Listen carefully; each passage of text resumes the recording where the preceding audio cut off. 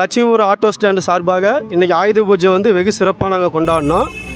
10வது வருஷம் இது வந்து வெகு சிறப்பாக கொண்டாடி மக்களுக்கு வந்து நாங்கள் நிறையா கருத்துக்களையும் சொல்ல வர்றோம். அது என்னன்னா, இந்த பால் பண்ணை வந்து ஓல்டு பால் பண்ணைங்கிறது பல லட்சம் மக்கள் வந்து டெய்லியும் போயிட்டு வர்ற பாதையே அது இருக்குது. ஆனால் வந்து இங்கே வந்து சரியான கழிப்பிட வசதி வந்து இல்லை.